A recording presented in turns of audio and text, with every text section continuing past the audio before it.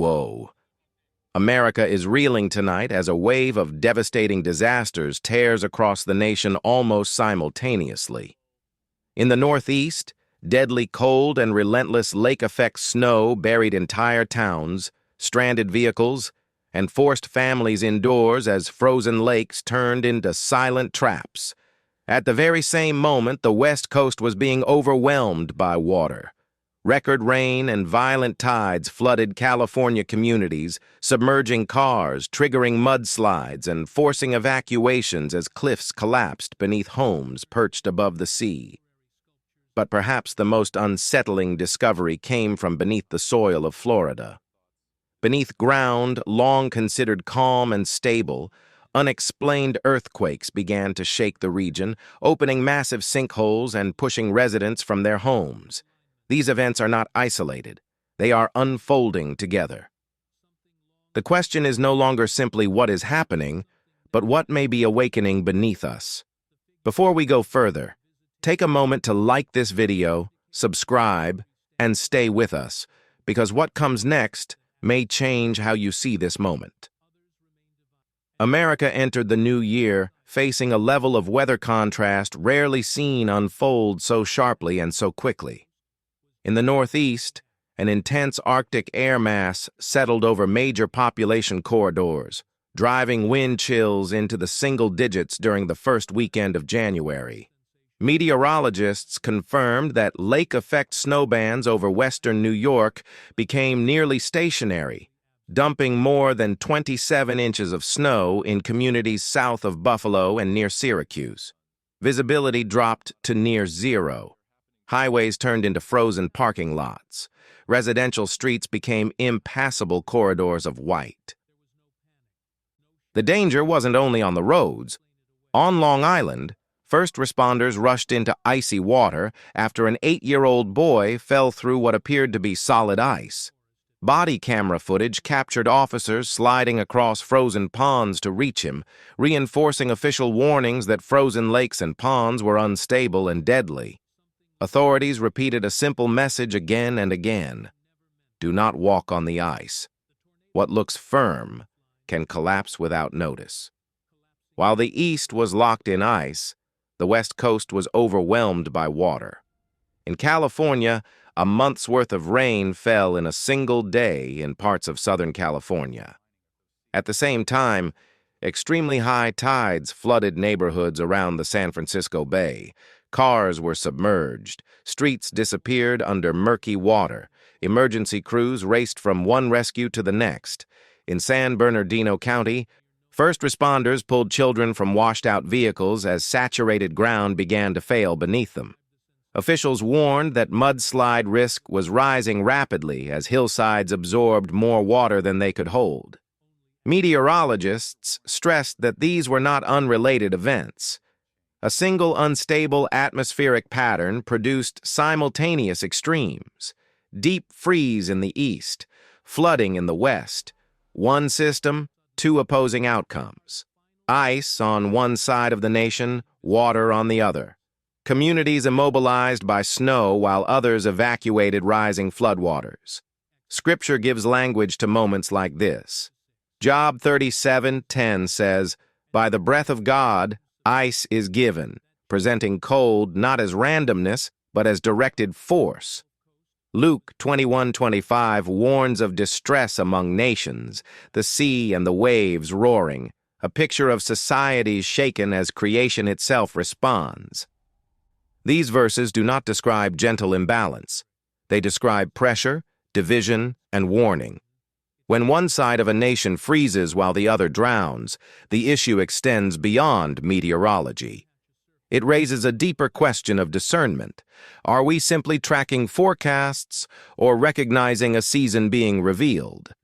As the nation reeled from record cold and catastrophic flooding, instability did not stop at streets and rivers.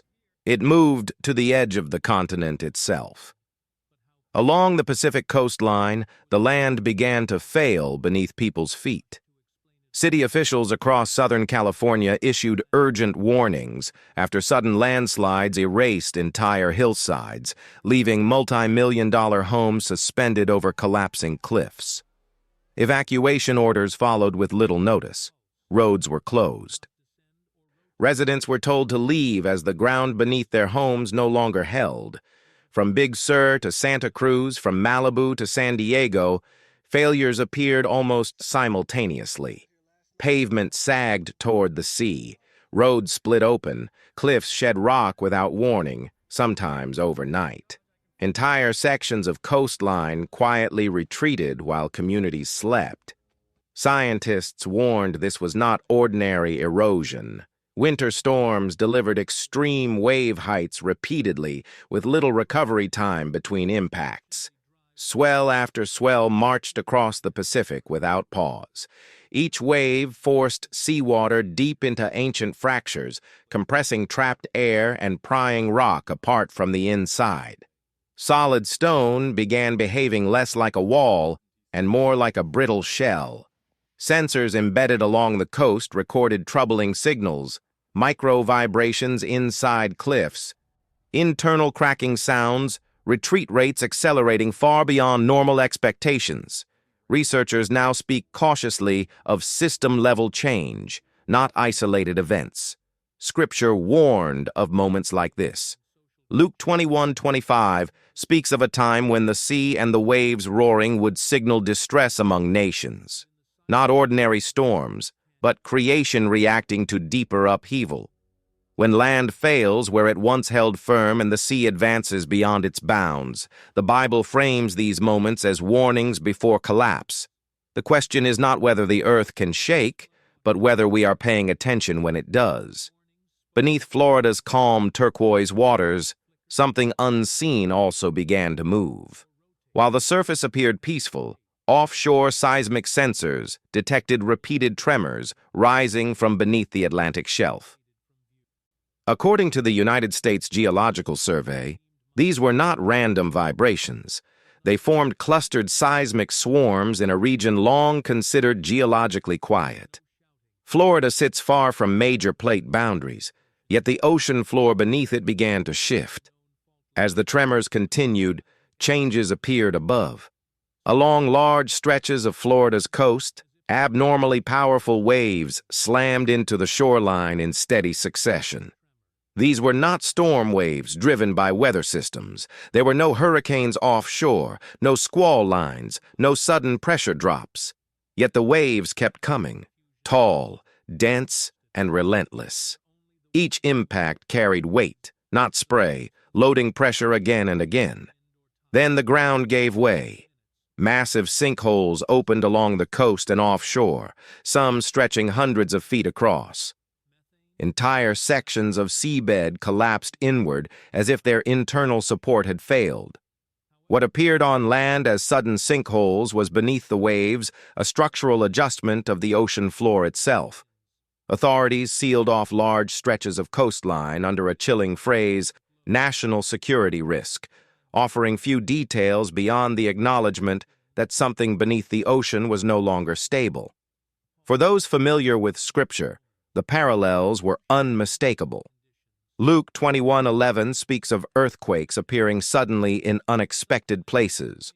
Just verses later, Luke 21:25 describes signs in the sea and the waves, disturbances rising from the waters themselves. Florida's coastline has not shattered violently. It has shifted quietly. And that silence is what unsettles experts most. Along the Gulf Coast, another quiet but deeply unsettling event drew attention. Fishermen reported a continuous line of deep-sea creatures washing ashore for miles. The animals were alive. They showed no injuries, no storm damage, no signs of predation. They arrived calmly, almost deliberately. Marine experts confirmed many of these species normally live far below the reach of sunlight, in regions of crushing pressure. For them to appear intact at the shoreline defies normal ocean behavior. There were no storms offshore, no temperature spikes, no sudden current shifts. Marine biologists searched for explanations, suggesting subtle disturbances below the seafloor. Yet even they admitted the timing and scale did not fit known patterns. The sea did not rage, it released. life emerged from depths where boundaries are meant to hold. Scripture never portrays the deep as empty. It is a place of restrained forces held back until appointed times. Isaiah speaks of what lies bound in the depths, stirring when boundaries loosen. Revelation often shows what is hidden being revealed before judgment unfolds. The sea releasing its secrets may be one of those warnings, quietly reminding us that what is hidden does not stay hidden forever. As disturbances moved inland, another sign appeared, not with noise, but with silence. Across the Midwest, farmers woke to fields that looked as if life itself had been withdrawn overnight. Crops that stood green the day before were gray, brittle, and collapsed by morning. There were no drought alerts, no visible disease, no swarms of insects. Yet across multiple states, the same outcome appeared at nearly the same moment. Agricultural specialists tested soil and reviewed weather data, but early findings explained nothing. This did not behave like decay. Decay leaves traces. This looked more like withdrawal, a sudden absence where abundance once stood. In Scripture, fields represent provision and stability. When harvests fail suddenly, the Bible treats it as more than economics. Joel writes of fields ruined and joy withering away, a moment when provision collapses without transition. Deep beneath the soil of Oklahoma, the earth revealed something else. After heavy rain, ground near an old ranch collapsed, opening a cavern never recorded on maps. Cameras lowered into the opening revealed smooth walls and carved symbols arranged with precision. Archaeologists ruled out natural fractures and known cultural markings. The cavern appeared deliberately sealed, hidden beneath layers of earth, preserved in darkness. In Scripture, hidden writings are associated with appointed times. Daniel was told to seal words until the time of the end, when knowledge would increase and what was concealed would be revealed. What gives this discovery weight is timing. These markings surfaced while land collapses, seas shift, crops fail, and creatures rise from the deep. Once again, the earth uncovered what was buried. Then the sky responded. Along the East Coast, witnesses across multiple states reported flocks of birds dropping from the air mid-flight. There were no storms, no toxins detected, no collisions. The birds fell calmly, almost synchronized. In the hours that followed, other birds avoided the same airspace entirely, leaving silent gaps overhead. Biologists reminded the public that birds are highly sensitive to subtle changes in air pressure and electromagnetic fields. They respond before humans can measure what changed. Scripture speaks directly to this. Hosea warns of a time when even the birds of the heavens are taken away as the land mourns. In biblical patterns, the sky often reacts before judgment becomes visible on the ground. Animals respond before people understand. These signs are not meant to cause panic, but discernment. When viewed separately, each event might be explained away. But placed side by side, a larger structure emerges. Land opens, water advances, provision weakens. The sky signals first. This is not chaos. Chaos is random. What we are witnessing is alignment. Scripture describes such moments not as the end itself, but as the beginning of unveiling. Jesus said there would be signs in the sun, moon, and stars, and on the earth distress of nations, the sea and the waves roaring. He added something crucial. When these things begin to happen, lift up your heads, because your redemption is drawing near. Not when they finish, when they begin. The greatest danger is not fear. It is dullness, normalizing what should awaken us. The signs are not sent to terrify. They are sent to clarify. They test foundations quietly before the shaking becomes loud. They ask a question that cannot be ignored forever. Are we discerning the season or dismissing it? History shows moments of alignment are rare. When they appear, They demand attention, not speculation. The warning is not that time has run out, but that attention is being demanded. Foundations are being tested beneath the surface. Land that once held firm gives way without noise. Provision withdraws without warning. The sea moves where it should not. The sky reacts before explanations catch up. These are not the collapse itself. They are the early strain. Scripture teaches that judgment does not arrive without warning. Before the flood, Noah preached while skies were clear. Before Jerusalem fell, signs were given that many ignored. The danger was never lack of information, but refusal to see. Jesus warned, keep watch, not calculate dates, not predict disasters. Stay awake, because when pressure increases, weak structures reveal themselves. What is built on convenience begins to crack. What is built on truth remains. The watchman's role is not to shout doom, but to sound the alarm before danger reaches the gates. The warning has now been given. The question is how we respond. If the ground is already shifting, what are we building our lives on, and will it stand?